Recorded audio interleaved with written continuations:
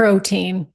If you're a midlife woman trying to build muscle, manage weight, and just feel good in your body again, you've probably heard the message loud and clear.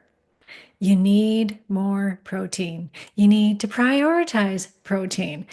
But between kids, work, workouts, and trying to choke down yet another scoop of protein powder, hitting your daily protein goal can feel like a full-time job. Inside my Hormone Solutions group coaching program, we teach women how to support their bodies through midlife transitions using tools, of course, like bioidentical hormones, targeted nutrition, and yes, peptides like GLP-1 for weight loss. But one major concern that keeps coming up, muscle loss. And it's all over social media. GLP-1 is making women lose muscle. But here's the truth bomb.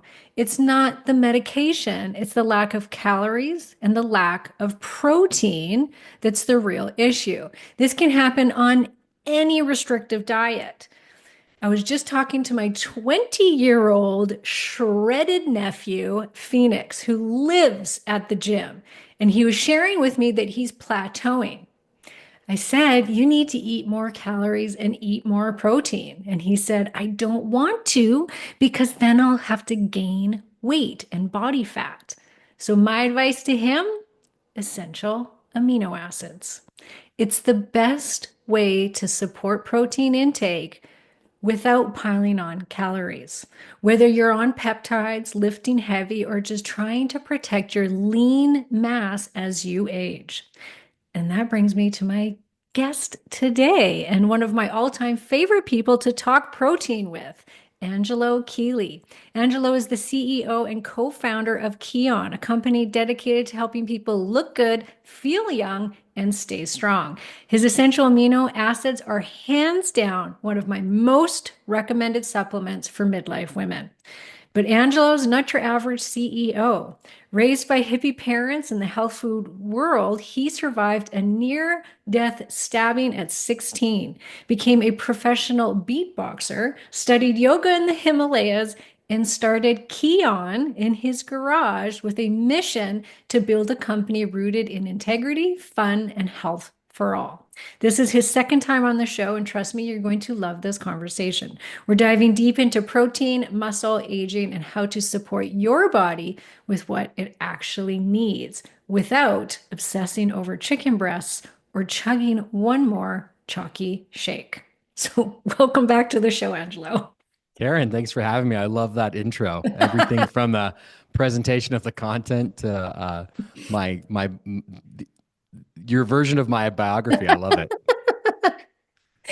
Well, I love your bio because you have a very interesting history. And we talked about this in our first interview with you, and I got you to go into your story of going on acid and getting stabbed, which was just like horrifying.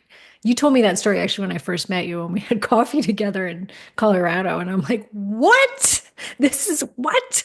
So that's everyone, you're just going to have to go back and listen to the first episode. We won't go through it again here, but I will link to that episode because it is full of really great information as well. But I would like to start though, with just a little bit of a recap because that was a while back. That was over a year ago now. And so for those just first listening to you, let's start with what are amino acids and explain this whole thing to us. Absolutely. Yeah. So amino acids are the building blocks of protein, and protein is the building blocks of a lot of our body and our life. So I think, before we get into amino acids, I really like to take the time to just kind of refresh people on what protein is and Mhm. why it's important. So, I think oftentimes when you talk about protein in a conversation like this, we're just talking about nutrition. But protein is actually inside of us, right? And all of our muscles, our vital organs, so our heart, liver, kidneys, our skin, our hair, our nails, and the enzymes in our body, the hormones in our body, these are all made up of proteins. And all of those proteins, and half of our bone mass is made up of proteins, right? So it's like we are made up of a lot of proteins. And all of these proteins, like these little bricks that come together to make us up, Inside of those little bricks are amino acids. So maybe if you actually think about like you might build a house out of bricks, Hmm. inside of those bricks there's little grains of sand. And like those little grains of sand are the amino acids. Hmm. So um, that's what they are inside of us. Now, why is that important? Why does that matter? How does that work? Well, and I think we went over this some last time, but I like to use this analogy of a house. So go back to this idea of like we're made up of these bricks, right? And like we're like a house.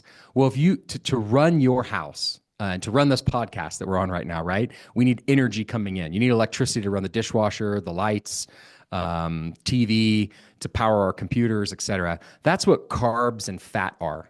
That's why we eat carbohydrates and fat. We eat them and they're like fuel that we burn and it allows us to run our bodies the way that we run our houses. But just like our house is made of something, we are made of something. And again, we're kind of made of these proteins, right? And so your house is made up of bricks and wood, etc. And just like a house, but actually much faster, the house starts to wear down over time as you open and close the door, as you walk over that same entryway, like the rug starts to get worn out, right? Similarly, our body starts to get worn out. And so all the proteins in our body, they get turned over, meaning they get old, they get broken down, and new ones have to be rebuilt. And to different degrees. Like proteins in our liver, it's like 20% of them per day end up having to get remade. Hmm. Proteins in like our muscle, it's like 2 to 3% per day get remade, ideally, if you're eating enough protein, et cetera. And so the way that this happens is and I like to just kind of like look at my arm because it helps me like keep it real. Like my arm is actually made up of all these little proteins, these little skin proteins, and some of them right now are breaking apart. And when they break apart, the amino acids, the little grains of sand that make up that brick, that is the protein, some of them are kind of old and junky and can't be used anymore. So I pee them out. Some of the amino acids stay and they go into my blood and they can get used as like new grains of sand to build a new brick to help to have a new skin protein. But what you immediately notice is I just lost some of it. Like I lost half the brick. If I peed it out, like I lost half. So how do I rebuild that protein? That is why we eat protein. When we eat chicken breast, we digest the chicken breast. The proteins inside of it get broken down into amino acids. They go into our blood and they get used to literally rebuild skin proteins, rebuild muscle proteins, build new hormones, build new enzymes, etc. So amino acids are this key thing inside of the protein that we use to actually build the proteins inside of us. Okay. I think it's really important that we hear that because all we hear is you got to eat more protein. You got to eat more protein. Yeah, You got I to know. make It's your like, what protein is it? Like, intake. why? Yeah. Yes. And so we just like, we don't even think about it though. That's the thing is we don't think about why do we need this? We mostly just relate it automatically to muscle. And Mhm. then we don't go any farther with it. It's just like, oh, right, because we have to build muscle. We have to keep our muscle as we're aging because we start to lose it. And I think that's kind of as far as everybody takes it when they don't realize actually you need this for how many different processes in your body, not just building muscle.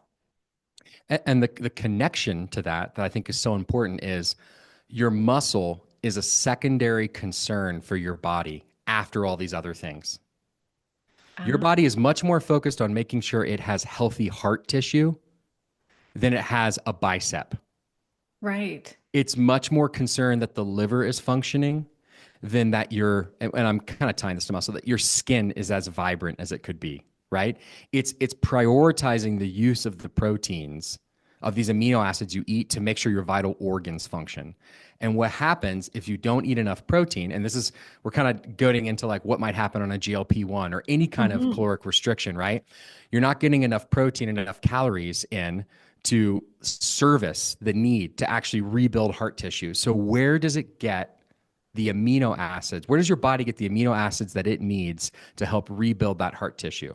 If you're not eating it If you're not or eating it, eating enough of it, your it's going to muscle, break down it muscle. literally breaks down, your body breaks down muscle to supply those amino acids to the rest of your body so that you can have a liver that functions, a heart that functions. So they go hand in hand. You can only get the muscle if you're thinking about the whole body protein synthesis. It's not just the muscle being synthesized, it's all these proteins throughout the whole body that have to be made. And you need to make sure that the whole system's working and that there's enough for all of them if you really want to be able to maintain muscle, and especially if you want to be able to build muscle.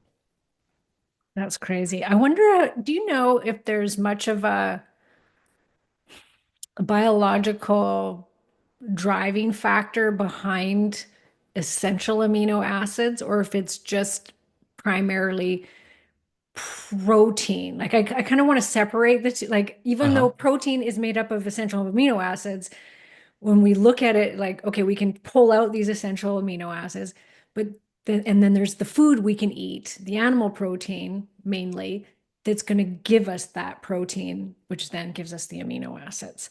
And I know that there is this innate biological feedback system in our body that drives us to get enough protein to meet our protein needs. Is that really being driven by the essential amino acid needs, do you think? Like, do you know about this? Have you read Like the the book, yeah, Eat like Like the Animals? the Yeah. protein leverage Yes. hypothesis. Yeah. Yeah, so what I'll say is that the essential amino acids are the by far the most important part of the protein. Okay. And so we'll go like a little bit more detail. So I said protein are these bricks that make up our body, and the amino acids are the little grains of sand that make up the bricks, right? But there's more than this, but there's two distinct types of amino acids, essential and non-essential. And non-essential means that they're not essential to live. You don't have to eat them. Essential means you must eat these things or else you will die. And the reason that difference exists is because you can actually eat the essential leucine, isoleucine, valine, etc., and then your body can synthesize. It can actually create and make the non-essential amino acids inside the body. So when you eat protein, piece of chicken, about I think it's 43%. I mean, it's somewhere between 43, 45% of chicken protein is essential amino acids, and Okay. the other 55 to 57% is non-essential. So there's actually a much less than half of it is the part that you really most need. You Hmm. don't need the non-essential as much. And so that's like one really core important thing to understand. Secondarily, it's not only that the essential amino acids you have to eat them to survive, they also are the thing that communicates to your body that it's safe to turn over proteins. Mm. So what this means is when you eat um, a big serving of protein that's high in essential amino acids, so it's animal protein, steak, chicken, etc. And actually, I'll give you a perfect example. If you eat 30 grams of beef protein, I'm like citing studies now. If you eat 30 grams of beef protein on its own, which is about like a 5 ounce steak, that what happens is you digest the meat, the proteins get broken down, the amino acids get released, and you get these essential amino acids that go into the blood. And the body says, oh, wow, there's essential amino acids here. That means that it's safe to break down some of these existing proteins and to rebuild new ones. Because if they're not there, I don't want to risk breaking down like heart tissue or liver or muscle tissue or any of these things because I won't be able to rebuild them. So if that makes sense, it's kind of like it's a signal to the body that it's time to rebuild old ones. So it stimulates this muscle protein turnover. It stimulates all this protein turnover. It tells the body you can build new proteins. If, on the other hand, you eat twice that amount of steak, 70 grams of protein, which is like a 12-ounce steak approximately, but you eat that with broccoli and potatoes and like a whole mixed meal, Yeah. it takes longer to digest that beef, and the essential amino acids don't get into the blood as quickly, and they don't have this really high concentration. And so there's a lower signal, there's a lower communication to the proteins in the body to turn over. So you actually stimulate more protein synthesis when you eat less than half the amount of steak if you eat it on its own. What? Because what gets Wow. communicated, because what's happening is like your body just wants to know whether or not it's like, is it safe to like break down the old ones and make new ones, right? So what's really clear in that is that it's not it's the concentration of essential amino acids that get into your blood. That is what tells the body that it's safe to rebuild proteins. Your question about like, is that where satiety comes from? Yeah. You know, I Not don't even I satiety, signaling. yeah, so the Because, signaling. So the core signaling of protein yeah. synthesis is very clear that it comes from concentration of essential amino acids Okay. in the blood. Like that's what it comes from. That's what I want to know. Yep. Yeah, which is interesting too, because if you were to do like a natural, if you were to do like a search of like alternative to GLP-1 agonist, like are there supplements or something else you could take? One of the first things that will come up, interesting enough, is whey protein powder. And the reason for that is because a couple things. One is whey protein actually kind of has a slower gastric emptying as well. It's like slower to it's just slower gastric emptying. It slows down your digestive system. But also the whey protein, because it has so much more of the other things stripped out of it. It doesn't have the carbs, it doesn't have the fat, and it's this much more isolated protein source. You're getting closer to the raw amino acids. It has about 3 times the increase of essential amino acids that hit the blood. So just think 3 times the impact as the beef, Okay. gram for gram. The whey protein powder is way more powerful and way more potent than the beef is because the essential amino acids are in a higher concentration and they hit the blood more quickly. Mm. Mm. Because the research that was done, it showed that, if we're not meeting our protein needs, you will overeat carbs and fat if you're not eating enough protein. You're going to overeat the carbs and fat and have more cravings, and your hunger is going to go up because it's trying your body's trying to get you to meet that protein need. And so it's the essential aminos that is that message to the brain, I guess you would say, to say, oh, you've got enough protein in, you don't need to be overeating. Because has there been research done on taking essential amino acids, and does that help with calorie intake as far as like, Yeah, so I think that was I mean, that was a slight nuance I was trying to make. There's not, I don't know that there's an exact study that would show that the essential amino acids directly reduce satiety and mhm. like the ghrelin hormone. Like, like trying to make all that tie. Like, I don't know if like that's there. What I would say is actually remarkable though in this specific conversation is when you are trying to work with people that are trying to lose weight, Yes. that have extra fat that they're trying to lose, there are very clear, important indications of why you would want to supplement with additional essential amino acids so that you maintain all your muscle and that you are only basically burning fat, which is possible if you supplement. Yeah. And there's definitely a use case and a very common anecdotal experience of people, like rather than having another snack, just taking essential amino acids and feeling satiated. Yeah. Yeah. I think what I was just trying to name is like with the whole protein leverage hypothesis is it definitely like from the essential amino acids. Like I don't know that that has been studied in that exact Yeah. context, but for sure it can have a satiating effect. But what's also interesting is then when essential amino acids get used to treat older adults that have very low protein intake because it's Mhm. hard, their appetite is suppressed from aging, not necessarily like from a drug like a GLP-1 or from diet. Like they literally like it's just hard for them to get enough food in. It's like to be hungry. They actually found that you can give them essential amino acids in the morning and it doesn't reduce their appetite or drive to eat lunch. So, which is a really positive thing because if you give someone, a big protein shake, like a whey type Yeah. protein, and then you're just like, you're kind of full, uh, and then you want to try to get this older person to eat lunch again later, they might just like, I'm just too full. Whereas you could give them essential amino acids and they're totally fine to eat the lunch later. Yet at the same time, you have this other group of people that are like really trying to control the amount they eat. They have a big drive to want to eat more and they're trying to control it. It also appears to work to where you just take essential amino acids and that drive gets reduced. Well, and that's where I'm coming at, Yeah. like where I'm coming from with all of this is that I do find that it helps with that. And it does help Yeah. with satiety and craving. So Yeah. there's got to be something in that yeah, we're telling our brain that, hey, we've got the right amount of essential amino acids in the body, we don't need to overeat and go out searching for more food. And so I think there is something there. I wish they would just do some Yeah. research. Great. It'll happen. It'll happen. And I mean, they are using it more and more. I mean, I think too, it's like, what's the best use case for that? I'd say they are doing more and more, and there are specific studies the last, I think, 3 or 4 years. There was a series of 3 different studies University of Arkansas did specifically for the U.S. military, where they were giving it to soldiers that were deprived of food. And it significantly helped them and all of their performance. I just don't think they measured like satiety, but like they were able to like still run and carry heavy things and do all this stuff, even though they were on a significantly reduced calorie diet, but were then taking these amino acids on top.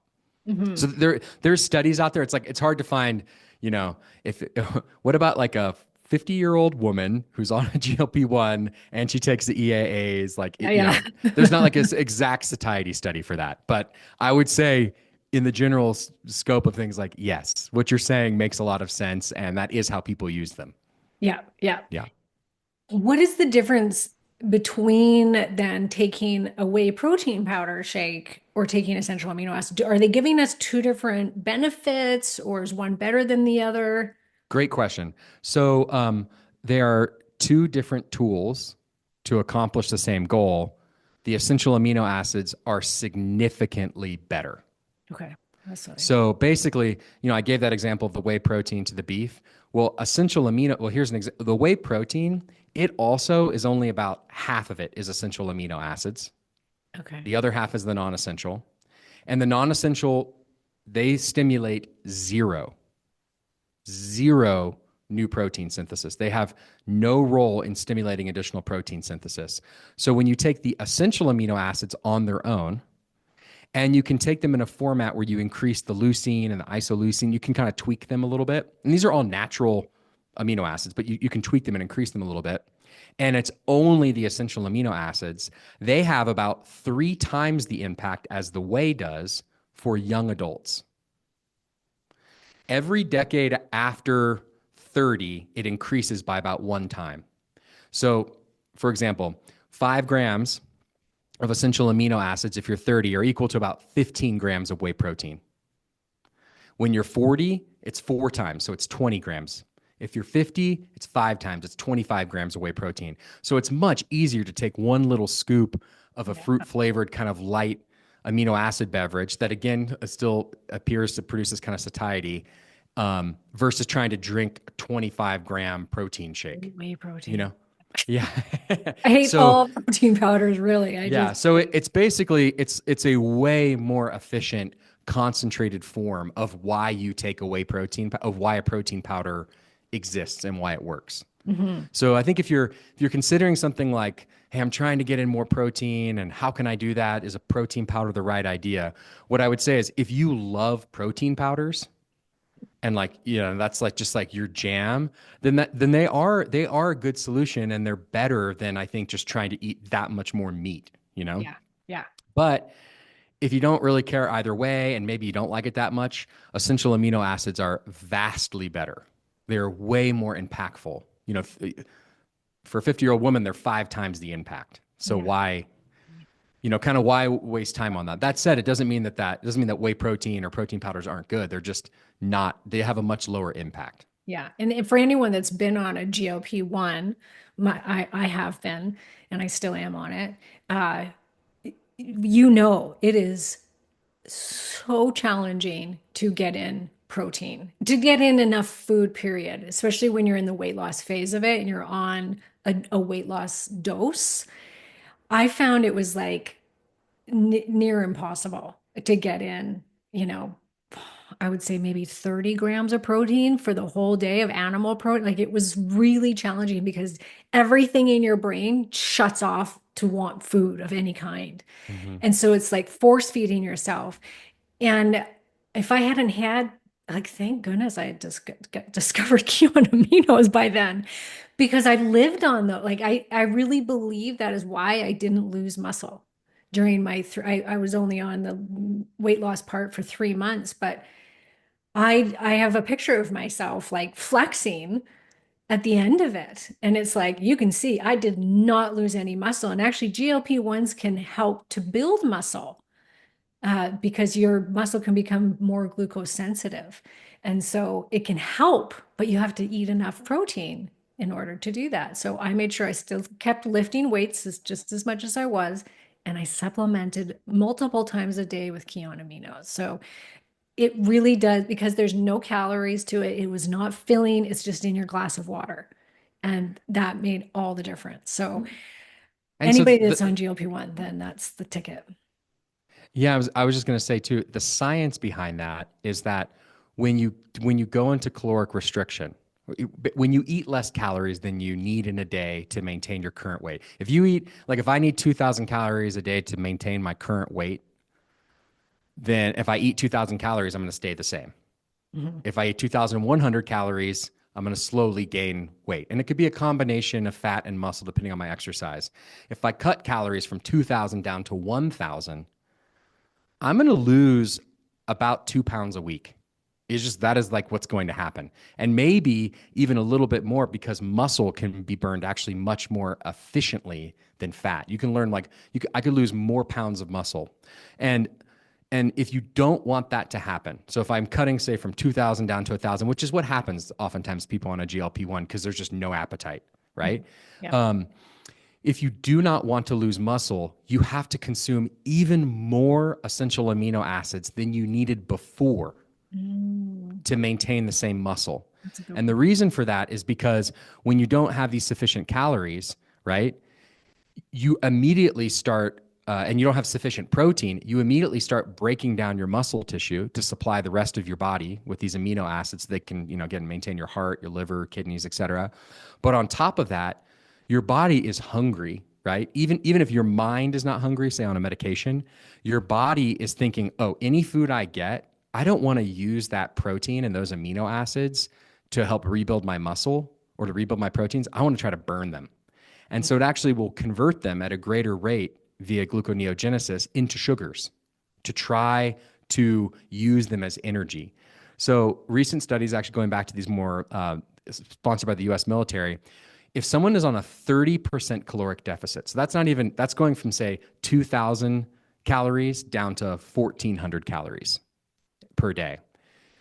That person will need a 300% increase in essential amino acids to maintain a net protein balance. What that means is if you don't want to lose muscle, the dose of essential amino acids, the dose of protein that you would need to consume at once to get the body to still think, hey, this protein I'm eating is actually to help me build muscle, to help me rebuild proteins, it's 3 times the amount you would need to consume before. So if you want to be able to maintain muscle in some Mhm. kind of aggressive caloric restriction, like Yeah. it is a combination of resistance training and supplementing with something like essential amino acids. Like with Kion aminos, you actually could maintain that muscle. Yep. Yep. Is there a like you hear mixed things about how much protein your body will use in one dose or one meal, Mm-hmm. let's say. And it used to be like, oh, your body's not going to process more than I think it was 50 grams in one meal or something. But has that changed? I've heard more. Yeah, so I would just say this is nuanced, and Okay. what I'd say is like there's a big difference based off how old you are and how active you are, and then there's some nuance on what we mean by used. Mm, So the younger you are, the more sensitive your body is to protein, and it will actually use that protein to stimulate new protein synthesis. mm, The older you get, the less sensitive you are to it. That's why this example I gave earlier of like the essential amino acids on their own versus the whey protein or the beef, yeah. it stimulates so much more as you get older. It's because when you just take the direct line of the essential amino acids, they overcome that anabolic resistance that your body typically has to break down the protein and then read the amino acids and know I need to build new protein. Like it gets reduced over time. And so as you get older, you probably need to eat even more protein all at once if you want it to give any signal. Um, but if you're like generally speaking about kind of all ages, all people, how much protein at once really matters, what I would say is all protein is going to get used. Like if I consume 20 grams of protein or I consume 120 grams of protein, it's all going to get used. The question is, what is it going to get used for? Okay. And there is a certain upper limit of protein or amino acids that I would consume at one time that's going to, again, get broken down, go into my blood, and tell my body to rebuild proteins, to rebuild muscle, et cetera. And there is a cap to that. What's used beyond that is going to get broken down. It's going to like sit in the body. Some of it's going to maybe get used later. Some of it's going to get converted into sugars. Hmm. Like it's not, it's going to get used much less efficiently. So what I would say is there's an upper limit to like what makes sense to eat all at once. Hmm. And Hmm. if you're really trying to optimize your protein intake, you would eat smaller amounts more times per day. You would have protein or essential amino acids every few hours throughout the day. Like if you're trying to eat 100 grams, you're trying to eat 120 grams of protein per day, Hmm. it'd be better to break that up into 6 20-gram servings or, four 30-gram servings than trying to eat all 120 at one setting. Yeah. Yeah. And that becomes more important as you get older. It's kind of, if your 20-year-old nephew, less important. It would, if he like really wants to get ripped and jacked, he would get more benefit from breaking it up, but it's kind of less important. But if you're, 50, it's a lot more beneficial to break it up into smaller servings. You'll get more out of it. Yeah. In the keto camps, were always preaching like, don't eat too much protein because it's going to turn into glucose in the body and kick you out of ketosis. And I was just interviewing Ben Azadi, and who's like the keto guy. He's like all about metabolic health. And he was saying he does not see this happening. He was saying like, no, you can eat quite a bit of protein and we don't see it. Like he's like in my groups and with myself, and we're wearing CGMs, and they're not seeing this big spike in glucose if they eat a ton of protein in one sitting. I thought that was interesting. Yeah, the pace at which additional protein beyond like kind of the upper limit of what's going to get used Yeah. right then to stimulate protein synthesis, the pace at which it would get converted to sugars, I don't know what that pace is, and I would too be surprised that it would be like this dramatic, like the body's just going to dramatically create it into sugar like really really quick to Oh, be used. yeah. Like it doesn't. But I don't know like the actual literature specifically on the timing of that. Yeah. No, I don't either, but Yeah. I don't think that it's what we thought it was. And Yeah. I certainly haven't had that experience. I've Yeah. worn a CGM before too. I haven't had the experience of when I ate and I go out to barbecue and eat probably more meat than I should eat. Like I didn't get the experience of like my blood sugar spiked. Yeah. And Yeah. what's your personal opinion about how much protein a person should be getting? There's a lot of Smith, different Yeah. opinions on this as well. Information. Yeah. Yeah. Yeah. Yeah. So it also depends on your age and what else is going on in your life. So what I would say is, um, if you are if you're in your 20s, and I'll give them expand from them because it's like you're like a young, healthy adult in your 20s and you're not super active. You're active and you're fit, but you're not like trying to be a competitive athlete or anything like that. I think that, it's zero point 0.6 to zero point 0.7 grams of protein per pound of body weight. Mhm. You are going to be fine. You're not going to have health problems. You can be vibrant. You can like be healthy, have a good life.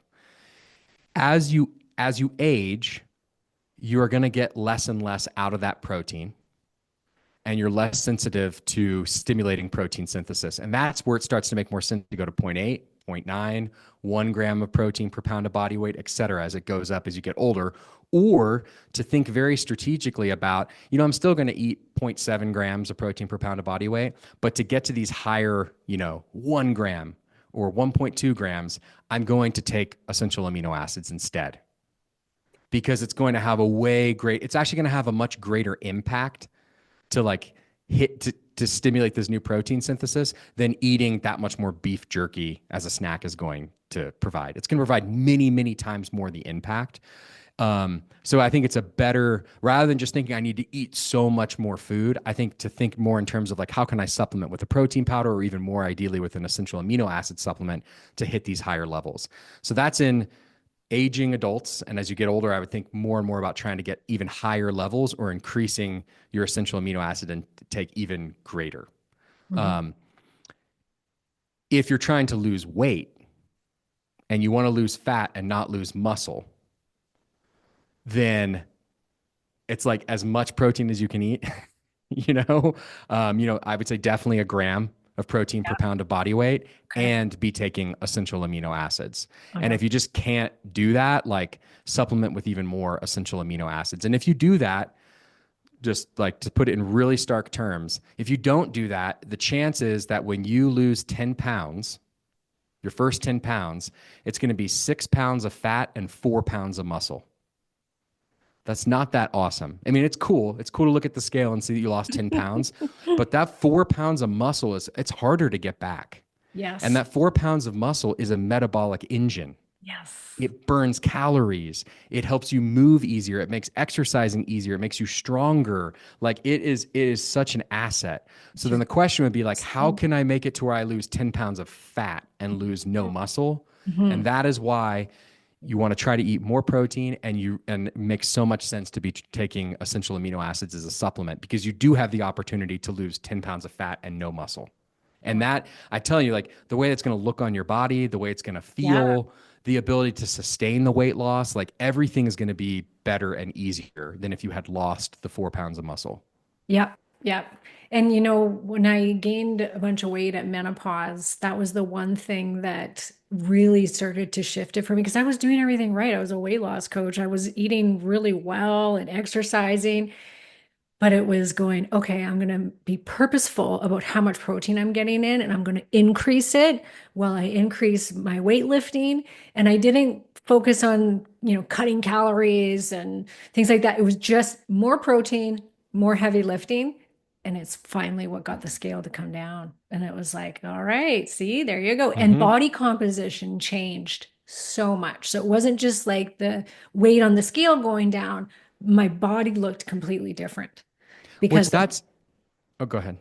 no, that's it. That's Yeah, I was going to say the body looking and feeling different. That's really, if you mhm, can find a measurement tool that supports that, I encourage your audience to think about that too. It's like, and whether that is going and getting an in body scan, mhm. which is like it's like lots of gym YMCA's have them, CrossFit's have them, lots of nutritionists will have them, or getting a DEXA scan. It'll actually show you your body fat percentage and your muscle before you start the activity, and then when you start, dieting or doing a GLP-1 or weightlifting or eating this protein, you can actually see like, wow, I might have lost actually no weight initially, but I went down 2% in body fat. Yeah, Like that is awesome. Like that's better than going down a few pounds, but you lost fat and muscle. I promise, like you'll like the way you look better and the way you feel better if you do that. And if you yeah. can't do that, like measurements can sometimes work, like just like a measuring tape thing or There's like some cool apps that do Taylor's it tape. too. Yeah. There's Yeah. a something called Me 360 app, and it takes this like 3D scan of your body and will kind of give you an idea of how much fat Cool. muscle you have, and then you take new pictures every month or every week or whatever you want. And does And it work? yeah, Wow. it's a That's really it's a cool. not a fun thing to look at your body on I it. It's know. like, oh my God, that looks so weird and like disfigured, but whatever. I Yeah. mean, it's good. That's good accountability though, too, right? Like actually, Yeah, no, I yeah. do recommend it to people that are just starting out on a weight loss journey because of that purpose alone is that you want to be able to see, okay, I might not be losing on the scale, but I'm losing inches and my body shape is changing. And that can be very motivating. But I didn't know all of this about that we lack, like that we start to go down with this protein turnover as we age and that we're more sensitive to this. I always say, prioritize your protein because we lose muscle because we lose our hormones. And that loss of hormones causes sarcopenia. Yeah, so it's not just the loss of hormones that Yeah. causes sarcopenia because you see it, you see the impact of sarcopenia on both men and women. Yeah. And so, for example, if you look at the difference of a 30-year-old male to a 50-year-old male who does not yet, in most cases, have a significant decrease in testosterone, Hmm. right? like the way that a woman through menopause has this much more dramatic change around, mid to late 40s, 50s, like this dramatic change, right? Yeah. In progesterone and estrogen, like it's a more bigger shift. You still see the impact of sarcopenia in men. And then at around, 50, 40, but 50 especially, men progressively decrease in their testosterone. And it's across the board that these people are experiencing sarcopenia, which is the loss of muscle mass. And that is because our sensitivity Hmm. to the essential amino acids and the body's prioritization of stimulating mTOR, which is it's the growth mechanism that tells the body to build new muscle. That starts going down. And that's outside of the context of hormones. It's Yeah. actually, yeah. Then on top of that, if you introduce these hormonal changes, Yeah. and I think the best indications at this point are understanding specifically with women and why maybe a 50-year-old woman going through menopause versus her husband might experience more muscle loss. It's less just directly that the hormones change, it's that all of the other disruptions. If your sleep is significantly disrupted, that's probably the greatest impact on reduction of muscle protein synthesis than anything. Like Mhm. if you want to build and maintain muscle, get your sleep figured out. If you mess up your sleep, it dramatically decreases your body's ability to build and maintain muscle. So it's more like that. And then stress. Stress has a catabolic impact on our body. If we're really stressed, and this could come from lack of sleep, it could come from life circumstances, it could come from illness, surgery, It's etc. life, how about just Yeah. life nowadays, Yeah. 2025? It's just stressful. Yeah, our body basically in that context again thinks, "Oh, I shouldn't be trying to build muscle." It gets into this conservation mode. Right. And so it's more of all those things occurring. Just like the So it's perfect. interesting, directly from a hormonal perspective, we actually don't see more muscle loss directly in women directly from the hormones themselves than men at the exact same age. Interesting. It Yeah. does play, but it does. You can see how it could play a part, though, like especially with sleep disruption, because women have such significant sleep disruption in perimenopause compared to their male counterparts. Yeah. So there's like direct effect, but there's also all these roundabout things that are making this more challenging as we age, that where we're going to lose our muscle. Yeah, Now, one thing that I hear a lot about when it comes to essential amino acids is the leucine content. Like everyone's like, oh, I got this essential amino acid. It's going to make sure it's got enough leucine in it. And it's always talked about the leucine. It's like the yeah. one that gets singled out. Why? Why leucine? Because it is really important. Yeah. So, I mean, just kind of a quick tracing of how the science has developed and where we're at today as a whole research community. Yeah, let's say 40 years ago, really starting the scientific community tried to understand how protein worked, which of the amino acids are important. And what got discovered very quickly was that leucine plays this really big role in kickstarting, igniting, stimulating, whatever you want to call it, new proteins. Okay. It's like the leader, right? And then what next got noticed was, yeah, but it's not just the leucine. There's these two other ones, the isoleucine and the valine. Mm. And those three together are called the branch chain amino acids. So if you've seen amino acids before, you Yep. might have seen BCAAs, Yes. right? And so basically, it's the isoleucine and the valine are the other two branch chain. It's the way that they look and that they're formulated, like in nature, like the way that the structure of the amino acid itself looks like the leucine in a certain way. They've got these branches. Those three together are really important. And so actually there was a long time, and you can still find supplements like this that are only the branch chain. It's just those three aminos. And the idea was that if you just took those, you don't actually need the other six essential. You don't need protein. You just need these branch chain. And it got marketed and popularized and became a very big product category. And people still sell it. And Hmm. yet, over time, the science revealed it doesn't work. You can't take leucine on its own, and you can't even take just the branch chain amino acids on their own. They produce zero impact on protein synthesis. And if Oh, anything, they're potentially catabolic because they stimulate. It's like you've got, and it's hard to find. Like I don't know what the right analogy is for you, like whether it's like a music or a sports analogy. Like I think it's like if you had like a big band and you only had like um, the guitarist and the drummer and like a saxophone, and you're like, well, these guys are really important, they're like our stars, but like you need a bass player, you need piano. Or if you've got like a soccer team and it's like you only got like your three stars, it's like, well, you need a goalie, like yeah. it's like Right. you need the Right. rest of the group. And so um, what happens is like it doesn't work. And so what's become very apparent is you must have all 9 essential amino acids Okay. in a formula, and you must take them all at the same time. And this is not from like 1 or 2 studies. This is like tens of studies. And this is from NIH, NASA, US military, specific studies working with senior citizens, females of many different ages, young female Yeah. athletes, Yeah. perimenopause, 60-year-old women, that you really need to have a formula that includes all 9. Okay. And then what's important is that, and I'll just kind of describe like what you want in a formula. You start actually with the formula as it exists in human skeletal muscle. So if we did a biopsy of the muscle in my arm, there's a certain amount of tryptophan, histidine, isoleucine, valine, all of these amino acids. You start with those proportions in the actual like powder that you would drink. Then what has become apparent over time is if you increase the leucine to make it more than what exists in our human body, Yeah. to about double its amount. You take it to 40%. It was about 20% in our body. You increase it to 40%. And you also have to increase the other 2 branch chain, the isoleucine and the valine, to maintain their original proportions. And you have to increase the lysine because the lysine is much slower to get into the muscle tissue. If you do all of that, then it becomes a very powerful essential amino acid supplement.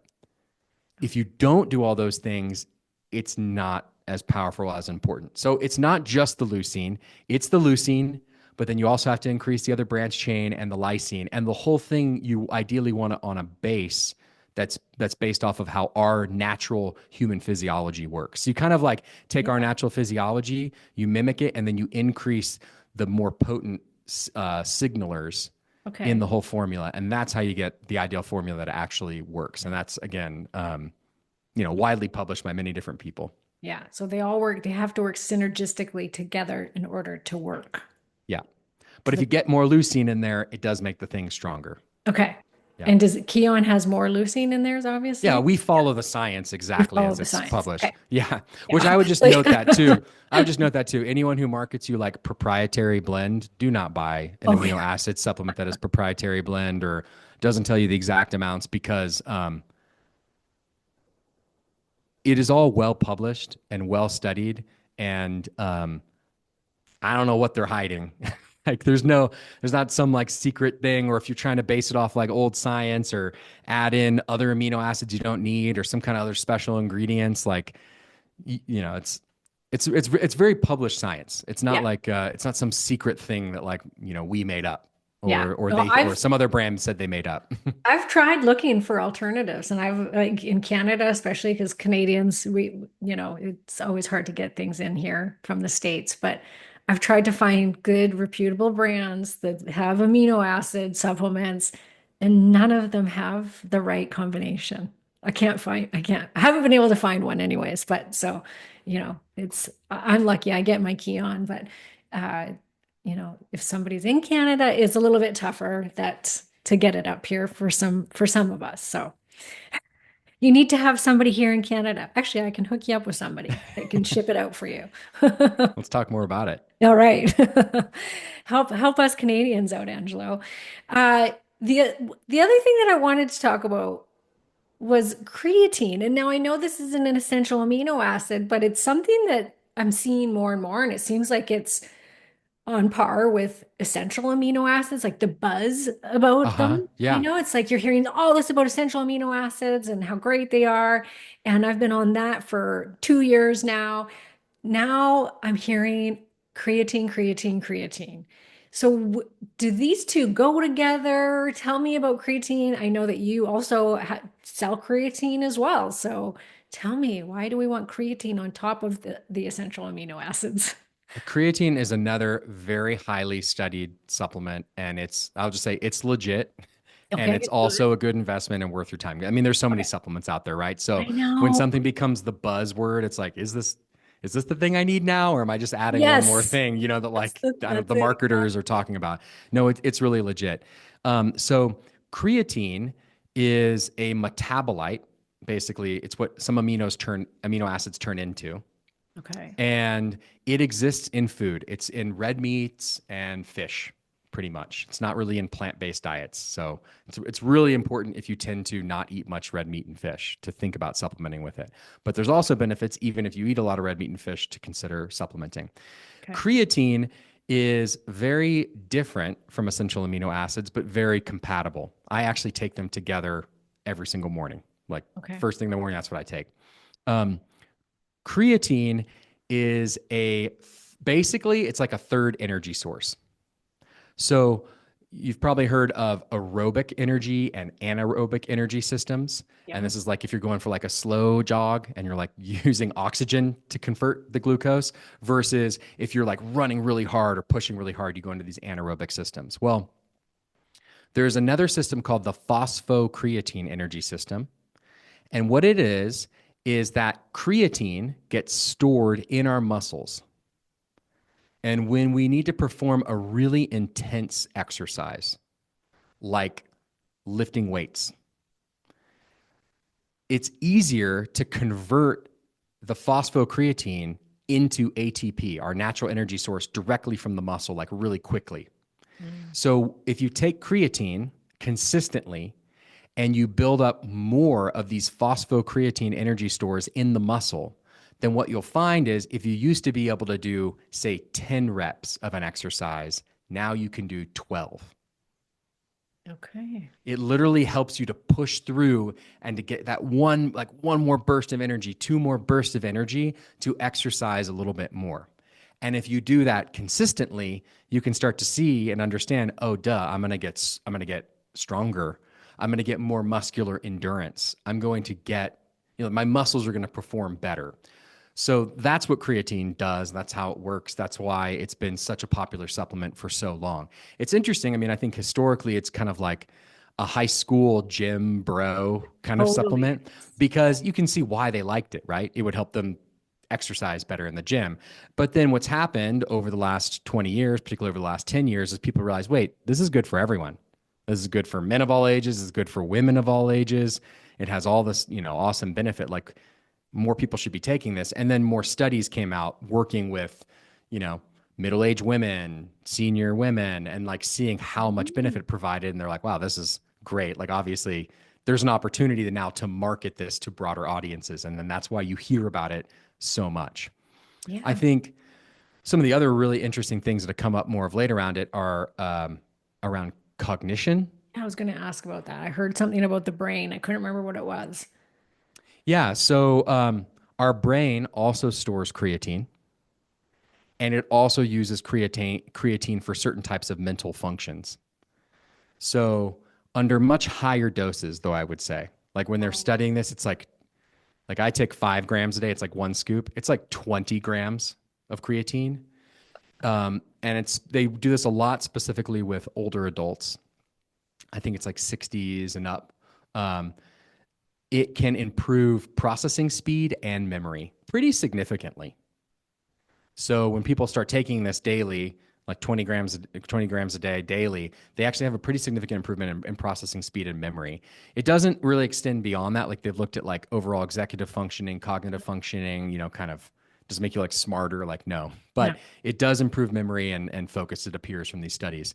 Also, and this is maybe more general for everyone, if you're under stress, particularly like you're sleep deprived, Yeah. by just taking double the amount, by taking about 10 grams serving at once, it does appear to reduce kind of cognitive deficiencies that come from sleep. So it makes you like not so foggy headed, not so tired. It improves again, like kind of processing type speed. Yeah. I also heard like good for hangovers. I don't drink, but I did hear that Uh-huh. somebody say that is great for if you're hungover to take a scoop of creatine. I'm like, oh, okay. Yeah, I don't know. I don't know any specific studies around that, but it also does make sense that generally you think about being hungover, you're stressed, your mental function's not as Yeah. sharp. Yeah. You've kind of lost mental acuity. And by taking this, you're kind of loading up the brain with more of this creatine that could potentially assist in that. One of the fears is that creatine can create water retention in women. Yeah, I think it's not well founded. It's understandable where there's all kinds of myths. with something like this that's been studied, hundreds of studies, and people have been taking it for a long time. Lots of different people have had different experiences. There's different stories that come up, but it's basically not true. I'll explain why though it potentially, came about. So for creatine to work, you do need to get it to be saturated in the muscle, Hmm. which means it's not the kind of thing you just take some days. You need to take it every day. Ah, okay. To get creatine to work, you must take it every day. It's not like a pre-workout you take some days or take after you exercise. You need to take it Oh, every I got to single get day. serious about my Yeah, eating intake. you got to take it every single day consistently. Okay. And if you do that, after 2 to 4 weeks, you'll start to see the benefits. Okay. If you want to see the benefits immediately, what you can do is take a lot more. Take 20, 30 grams a day for the first week. And it's called creatine loading. And you're just loading up the body on this creatine. It can potentially cause some digestive distress for people. And like, Okay. I just don't think it's worth it. I mean, like, just be patient. Like, start All take right. one, make a Yeah. habit. Take one scoop a day, and like in a few weeks, you'll start seeing the benefits from it. But the way that creatine works is that because it moves more of this phosphocreatine into the muscles, Hmm. it does that via water. Uh, So when you store a little bit more creatine in the muscle, you store a little bit more water in the muscle too. And if you're loading up on tons of it, you could be drawing a lot more water into the muscle like really quickly. But over the long term, if you're just taking a normal serving every day consistently over a long time, you may get a little bit more intracellular water inside of the muscle itself. But this is not like water retention, like I'm bloated in my okay. belly or my legs, or Yes. it's like Yeah. literally like inside of your muscle, there might be a little bit more water. Yeah. Right. Yeah. Yeah. I actually heard somebody saying like, we want some water in our muscle, so Yeah. it's okay. Like you, Yeah. then you can look a little bit like you got more muscle. Yeah. Nothing Yeah, wrong with but that. even that, it's not like it's not like water, it's gonna make you look like big and muscular Right. and Yeah. jacked. It's like we're No. talking very small amounts of intracellular Okay. water. But yeah, if you start taking it, maybe you start taking it every day, like maybe you'll be one of those people in the first month. Like, yeah, maybe if you're doing a scan, you might see you gained 1 pound and it shows as like intracellular water. Okay. That could happen. I think over the long term, what it shows is like it actually won't be measurable over Yeah. the course of like 6 months. And you So can mix the essential aminos with creatine in a yeah, same glass. every No contradictions. Nothing. no, none. No, they're great. They do two very different things and they're Yeah. very complementary. What I would say is like, if you have to prioritize, like the essential amino acids create all this benefit even without exercise. Right. Yeah. Like like people think, oh, maybe an essential amino acids, I'm going to take Kion aminos before I exercise to get the benefit. Like take them on the days when you don't exercise too. Yeah. You're literally, you're literally stimulating your muscles to be rebuilt and to grow when you're not even exercising. Whereas with the creatine, you kind of only are really getting the benefit If you're if you're working out. if you're training. It's making your training better. Okay. Yeah. With the essential aminos, what else do you see as far as like hair, skin, nails, like other Yeah. like visual benefits? Lots of positive reports of hair, skin, nails, and again for similar reasons. Yeah. Um, when you tell your body, when you take these essential amino acids in this concentrated form, and again, it tells your whole body. It's not just muscle that's being synthesized. It's whole body protein synthesis. It's basically telling the whole body to rebuild itself, and so you're communicating that throughout all of the systems. And Hmm. so, again and again, people report, gosh, my hair quality. It's like I thought I was taking it for like body composition. Like my hair quality has gotten Yeah. so much Yeah. better. Yeah. So it's very common. Yeah, because we recommend whenever we hear a woman in our group, which is often actually, that she's losing her hair with menopause, Uh huh. because it is a very common thing. Hair, skin, nails all start to kind of for some of us. That's the first thing we'll say is, "Are you getting enough protein? And do you take essential amino acids?" Those are great. That's the first two things I would ask too. Yeah, Which is interesting because I think sometime they might think, like should I be taking collagen? Like is collagen the thing? yeah. And collagen is an interesting product. It's not a complete protein. Oh, It doesn't have all the essential amino acids in really high amounts. What it has is it has these certain non-essential ones that are hydroxyproline, proline, glycine that are still, they're interesting and they can be important. And the idea is that, wow, if we were to like say take collagen from an animal and break it down and then take that in our body, could it help our collagen? Like we're kind of like max dosing with more of these non-essential amino acids.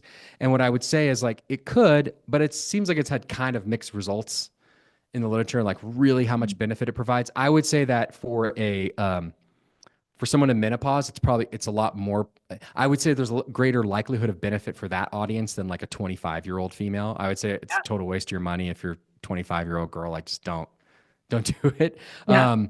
But even for a perimenopausal woman, I would say I would be combining it with essential amino acids Yeah. if you really want to take collagen, because then you're getting the stimulus of it that's telling your body to rebuild hair, rebuild skin, all of that, and you're giving it these extra raw ingredients from the collagen.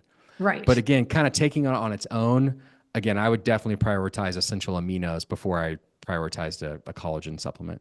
Yeah. I was just interviewing my good friend Zora Banamu from Hack My Age, which I Hmm. think you were on her podcast. Yeah, she's But great. yeah, she's awesome. And she was talking to pre and post surgery. She just had two hip replacements in the last year. And she was saying that pre-surgery on both of them, her protein, she was up to 200, sometimes 300 grams a day.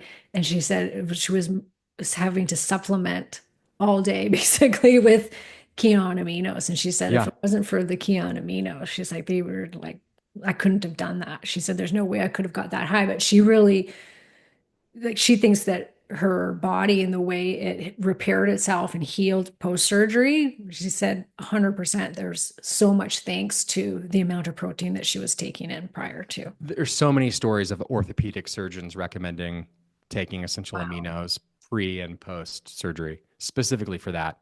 Just because, again, you like think about it, there's so many proteins in your body that have to Yeah. be repaired, right? Where Yeah. the incision was, where Yeah. where there's an implant that's connecting around it, all of the muscle, and on top of that, you're under all this stress, which again Mhm. is that creates its own anabolic resistance, this resistance to building muscle. So yeah, you like the increase in it is so valuable. We've seen that a lot with lots of professional athletes as well.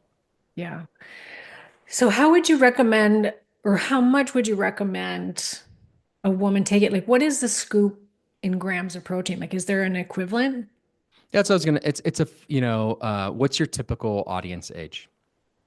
Uh, 35 to 60? 35 to 60. So again, I would just say whatever age you are in decades, it's about that many more times powerful than a protein powder. Okay. So if you're 40, one scoop, which is 5 grams of active essential amino acids, is about 4 times that of protein. So it's about 20 grams of protein.